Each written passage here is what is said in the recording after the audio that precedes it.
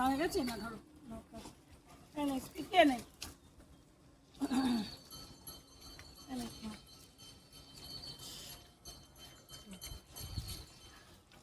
এনে এনে বাবু এনে এনে বাবু এনে এনে